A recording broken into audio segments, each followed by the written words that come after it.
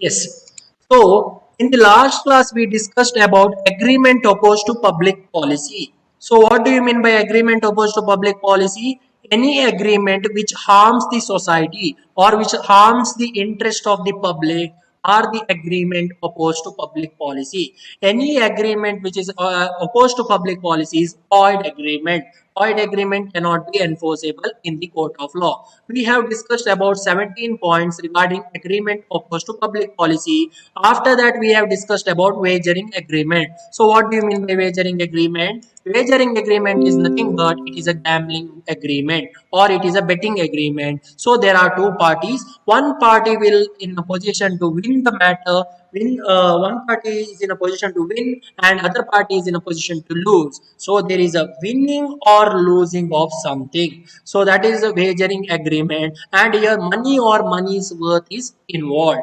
When we discussed about the rules of wagering agreement, essentials of wagering agreement, we have discussed. So now today's class next topic is difference between wagering agreement and insurance contract. Okay, so now insurance contract, there is one topic called insurance contract. So in insurance contract, how many parties are there? Can you tell me now how many parties are involved in insurance contract? Suppose if you take health insurance, suppose if you take life insurance, how many parties are involved? Can you tell me how many parties are there in the case of insurance contract? How many parties? Yes, anyone? How many parties are involved in the case of insurance contract? See this, basically two parties. Yes, Nishant is saying two parties, correct? So what are those two parties? One is insurance company, isn't it? One is insurance company and one more party is insured. One is insurance company and one more party is insured. So who is the insured?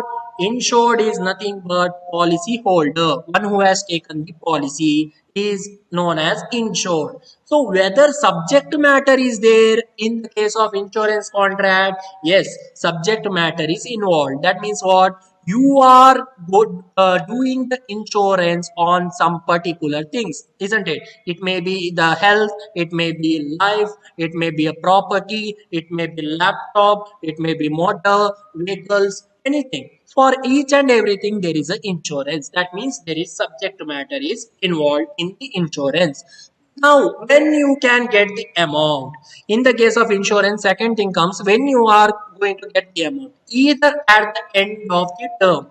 First thing, either at the end of the term or at the event of loss. Suppose the party who has taken the insurance policy suffers any loss, then only you can claim the amount. Or in the case of death, in case of life insurance policy or term insurance policy, or in the case of expiry of certain period may be 25 years or 30 years or 10 year maybe. So now you know what do you mean by insurance contract. Insurance contract, there is one subject matter is involved, there are two parties and amount is payable only at the event of loss most of the time. So now we need to see what is the difference between wagering agreement and insurance contract. So now we know that wagering agreement, in that wagering agreement, whether there is a subject matter, can you tell me? In wagering agreement, subject matter is not there. Even though there is a subject matter, that doesn't matter. What is their main intention? Their main intention is to only to earn money. That is their intention. So when we take insurance, whether our main intention is to earn money, no. Our intention is not to earn money when we take insurance, but when we enter into a wagering agreement, our intention is to earn money. So there is no subject matter involved. So first difference between wagering and insurance contract, party have no other interest than money. Yes, very clear. In the case of insurance contract, they have insurable interest. Insurable interest means maybe property, maybe life, maybe on which insurance is taken. What do you mean by insurable interest? On which insurance is taken. Suppose motor vehicle. Motor vehicle, there is insurance, you know, right? So on that insurance is taken. That means subject matter is motor vehicle. So that is the thing here. That is the first difference. Second one, amount which is fixed in the agreement is paid to the winner. Okay. In the case of wagering agreement, what happens? Only winner will get the amount. But in the case of insurance contract, why opposite? Opposite. What do you mean by insurance contract? In this case, opposite. Loser will get the amount. So here, loser means what? Not in terms of money, in terms of the matter insured.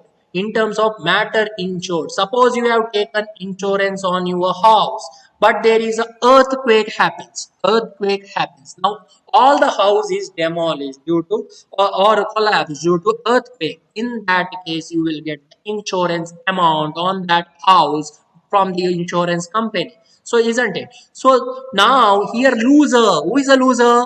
The owner of that particular house is a loser. What he lost? He lost his house. So he will get the compensation amount from the insurance company. See this, except in the case of life insurance, money to be paid to the insured varies depending upon the actual amount of the loss suffered. So in the case of wagering agreement, winner will get the amount. In the case of insurance contract, loser will get the amount. So that is one difference. Okay.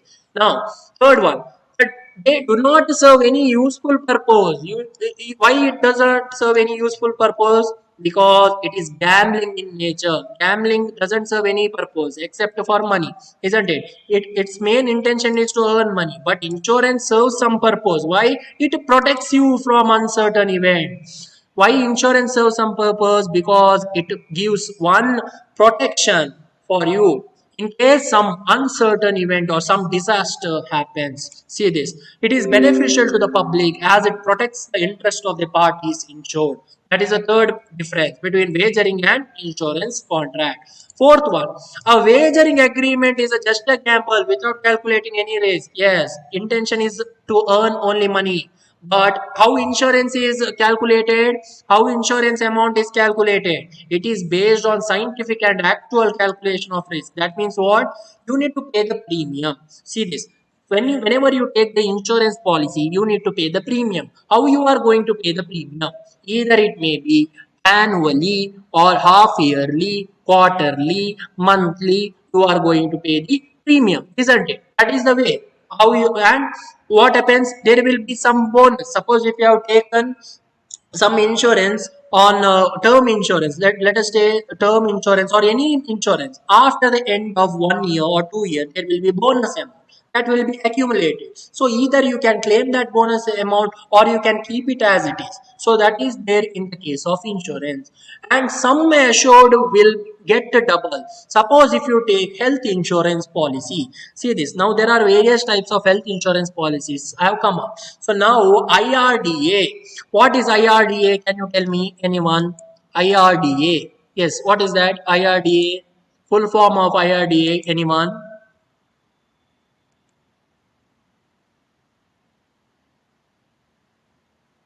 Yes, what is IRDA?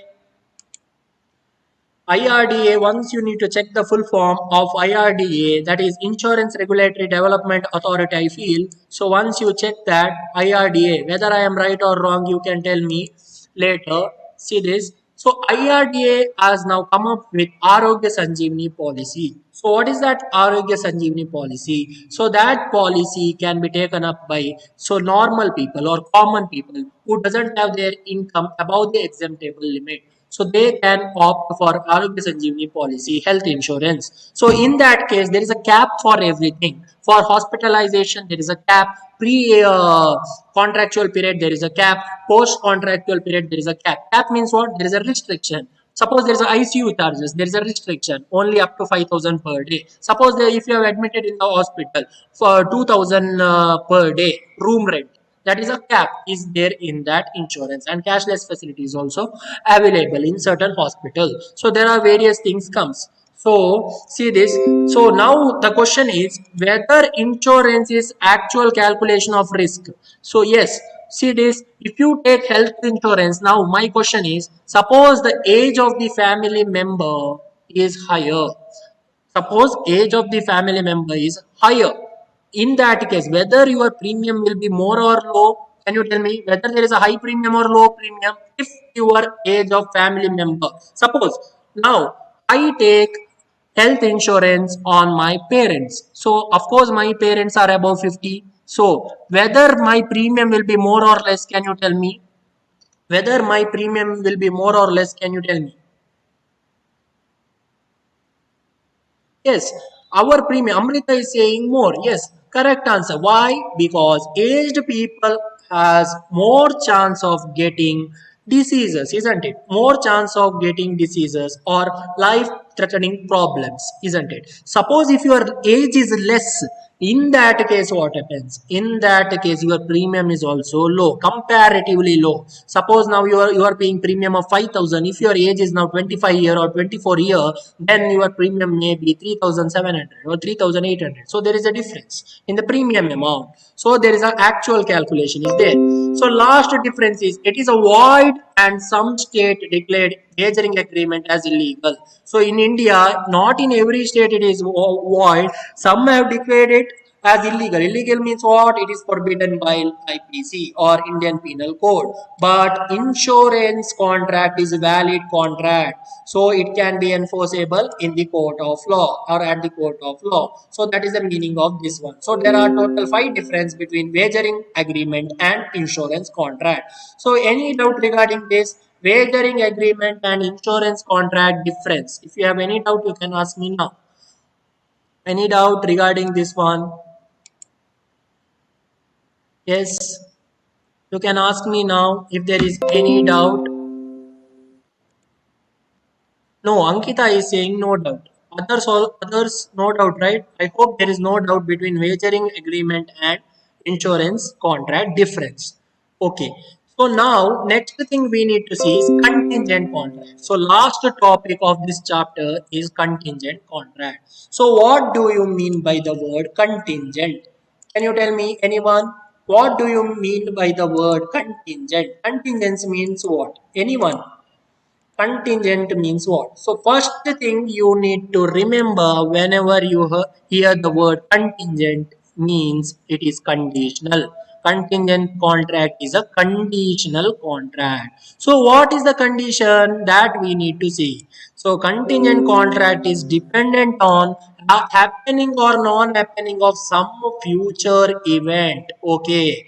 Contingent means it is conditional and condition is uncertain nature. Suppose if it is of future event, suppose there is one future event and if you know that event is going to happen for certain, for 100% you know that that event is going to happen. In that case, it is not a contingent contract. Why it is not a contingent contract? Because you know the result. So it is somewhat similar to wagering contract, but there is a difference that we need to discuss later. Difference between wagering and contingent. So here contingent means it is conditional. There should be some uncertain event. See this uncertain nature. So now there is an example. See this. To pay a sum of money on the expiry of a fixed time or on the death of certain person is not a contingent contract. Why? Because events are of certain nature, isn't it? So you say that if you die, I will pay 5 lakh. If you die, I will pay 5 lakh. Okay. So that is not a contingent contract. Why it is not a contingent contract? Because everyone knows everyone has to die someday, isn't it?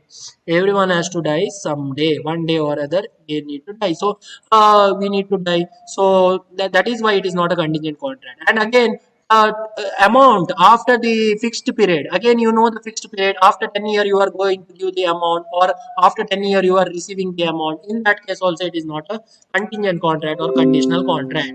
But what can be considered as contingent contract? Say this: contract to pay a certain sum of money on the destruction of a house property by a earthquake is a contingent contract because contingency may or may not happen. Okay, so now earthquake we are not sure. It may happen, earthquake may happen, or it may not happen, isn't it? There is no 100% guarantee that earthquake will happen, or there is no 100% guarantee that earthquake will not happen. But we know in the case of life, everyone knows there is a 100% guarantee that everyone will die someday, isn't it? There is 100% guarantee. So if there is a 100% guarantee of something, then that is not a contingent contract. Whether this is clear, very simple. Contingent means conditions are involved or conditions are attached to the contract. See this. After knowing the meaning of contingent contract, we need to know the characteristics or features or essentials of contingent contract. What is the first feature? See this. It must be a valid contract. Okay. So very important. Whether wagering agreement is a valid contract, can you tell me? Whether wagering agreement is a valid contract, can you tell me? Whether wagering agreement is a valid contract, anyone? Answer, comment in the chat box or unmute yourself and answer. Wagering agreement, whether it is valid or void. No, it is a void contract. It is a void agreement. Wagering agreement is a void agreement because it is betting, gambling in nature. Yes, it is void. Correct. But contingent contract is a valid contract. So now you know one difference between wagering and contingent contract. See this, it is a valid contract. In other words, contract to do or not to do something must satisfy all the conditions of valid contract. What are the all the conditions? That means basic rules of valid contract. What are those? There must be two party, there must be consideration, there must be lawful object, there must be free consent. You know, right? So we have discussed in the first chapter. All the basic rule it should satisfy. Then only it can be considered as contingent contract. That is the first one. Second one, its performance depends on happening or non-happening of some event which takes place in the future. So contingent contract doesn't happen for present event or past event. It has to be a future event and we should not know the outcome of that event. That means that event may happen or may not happen. There should be some kind of uncertainty in our mind. It should not be clear what is going to happen in the future. That is contingent contract. Yes. So that is the second one. Event must be uncertain. That is true. That is correct. That is third one. Event must be uncertain. Fourth one, the event should not be at the discretion of the promiser. What do you mean by this? Promiser should not have any control over the event. That means what? Event should not be at the discretion of the promiser means that means one who is making the offer, that is a promiser, should not have any control. What example we can give here? See this. A promises to pay 1 lakh to B if that A likes to pay. That means what? A says to B that I will give you 1 lakh only when I feel like giving 1 lakh. So that is the meaning of this one. A tells to B that I will give you 1 lakh only when I feel like giving 1 lakh. It is not a contingent contract. Why? Because the performance of the contract depends upon the will and wish of A. See this. Here control is in the hands of A. That is why it is not a contingent contract. So these are the some features of the contingent contract or essential characteristics of contingent contract. Next thing comes is rules regarding the performance of contingent contract. What are the rules are involved? See this first one. Contingent contract depend upon the uncertain future event that cannot be enforced until that event happened. Okay, if event becomes impossible, contract becomes void. So what is the meaning of this? See this example. A agrees to sell his scooter to B if he gets it from C. In this case, it is a contingent contract. Why? Because there is a condition. What is the condition? Only when he receives the scooter from C, then only he can sell the scooter to B. Whether this is clear? Only when he receives the scooter from C, he can sell that scooter to B. So what is the condition here? Receiving the scooter from C is the condition. See this. It is a contingent contract and its performance by A becomes due only when he gets the scooter from C. Whether this is clear? This is very clear now with help of example. That's the first rule. Second one, a contingent contract dependent on non-happening of future uncertain event can be enforced when that event becomes impossible. Okay, suppose some event doesn't happen in the future, then that contract becomes contingent contract. What example you can give? See this. A agreed to pay 2 lakhs to B if particular ship did not return and actually that ship was sunk. Okay, so you know the story of Titanic, isn't it? Titanic, at the time of Titanic ship, at its first voyage, during its first voyage, suppose I made one contract that Titanic will not return. Titanic will not return. What happened? Actually, Titanic did not return. It was sunk, isn't it? It sunk. So, in that case, it is a valid contract because there is a non-happening of future uncertain event. I was not sure about the Titanic sinking. I was not sure at the time of making the contract. But due to uncertain event, due to collision with a rock, what happened? Due to some uncertain event, ship got sunk. So that is the meaning of this one. See this. It is a contingent contract. It can be enforced by law when ship sinks. That is the second rule. Third one, contingent contract depending on happening of a specified uncertain event. See, this is E1, not it is not E1, it is event. It is a correction, event. Okay. Uncertain event within a fixed time, a contract can be enforced if the event happens within fixed time. That means what? If uncertain event happens, again it is a contingent contract. See this. A agreed to buy B's a certain good if a ship returned within a year, and actually that ship returned within a year. In that case, that is a contingent contract. Why it is a contingent contract? Because condition is involved. What is the condition? Ship should return within a year. If a ship returns after a year, that is not a contingent contract. It should return within the specified condition. That is the meaning of this one. Third one. Fourth one, contingent contract depends on happening of impossible event cannot be enforced by law. That means what? Very simple. Impossible event is not a contingent contract. Very simple. Now it is very clear. Impossible event is not a contingent contract. Then what is a contingent contract? Only future uncertain event is a contingent contract. That means it should happen or should not happen. So if it is impossible to perform, then it is not a contingent contract. See this example. It is void. Impossible events are void because it cannot be enforced in the court of law. What example you can give? M agreed to pay N 5,000 if N proved triangle has a 4 side. This is a void because triangle has only 3 sides, isn't it? Three extremes. Triangle has 3 extremes, isn't it? So now what is the agreement? One should prove that triangle has 4 extremes. That is not possible. That is not possible. See this. That is the rules regarding performance of contingent contract. 4 rules we have discussed. First one is what? It should be contract depending on uncertain future event. Then non-happening of the future uncertain event, it becomes valid, and happening of an future uncertain event, it becomes valid. Impossible event, it becomes void. So that is the 4 thing we have discussed. Rules of contingent contract. So any doubt regarding the rules of contingent contract, you can ask me now. Any doubt regarding the rules of contingent contract? Anything you want to ask, contingent contract, or any example you can give, you can now give me the example also. Anything? Yes, unmute yourself and answer. Anything you want to ask regarding the rules of contingent contract? Whether meaning of contingent contract is clear?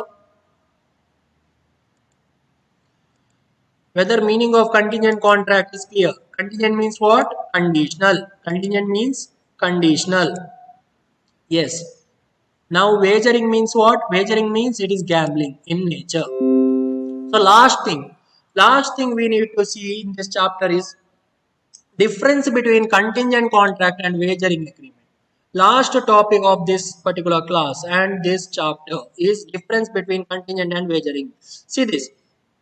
First difference. What is the first difference? Contingent is valid contract. Wagering is a void contract. Now you know we discussed this one. Contingent is valid. That means it can be enforced in the court of law. Whereas wagering is void. It cannot be enforced in the court of law. Why? Because it is betting agreement or gambling agreement. Wagering. That's the first difference. Second one. Parties interested in the happening or non-happening of the event. In the case of contingent contract, what happens? Party is interested in whether that event happens or not, only they concentrate on that. But in the case of wagering agreement, what happens? Party is interested in money matter. Money matter party is interested. See this, win or lose. Neither party is interested in happening or non-happening of an event other than money he win or lose. So money matter is important in the case of wagering. Now, contingent, third one, contingent contract, future event is merely collateral or incidental. Whereas in the case of wagering agreement, uncertain event is only a determining factor. Okay. So now, what do you mean by collateral? Collateral or incidental? What do you mean by that? Collateral means what? Collateral means in the case of contingent contract, condition is attached to the main contract. So main contract, there may be one main contract, and to that some condition is attached. So that is the meaning of collateral or incidental, subsequent. So that is the meaning of this one. See this. So, but in the case of wagering, no such conditions are there. Yes. Fourth one, there may not be a reciprocal promises in the case of contingent contract, but in the case of wagering agreement, there is a reciprocal promises. So, what do you mean by reciprocal here? Reciprocal means promises for promises. What do you mean by reciprocal? There is more than one promise. So, one party promised to do something, and other party also gives promise to do something or not to do something. So that is the meaning of this one. Mutual agreement between the two parties are there in the case of wagering agreement. See this. Why there is a mutual agreement? Because one party will win, other party will lose. But in the case of contingent contract, there is no mutual agreement. Why? That means there is no mutual promises. Why? Because here only one party will gain, not both party. Here only one party will gain. That too only on the happening or non-happening of uncertain future event. So last one, very important last point is all the contingent contracts are not wagering in nature. Very true. Because all contingent contracts are not void. You know, right? Contingent contract is valid contract. That is why contingent contracts are not wagering. But all wagering are contingent contract. But you see this wagering contract is a contingent contract. Why? Because they depend on uncertain event. Both depend on uncertain event, but wagering is void, contingent is legal or valid. So that is the meaning of this one. So there is high difference between contingent and wagering agreement. So any doubt regarding this, you can ask me now. Any doubt regarding this, you can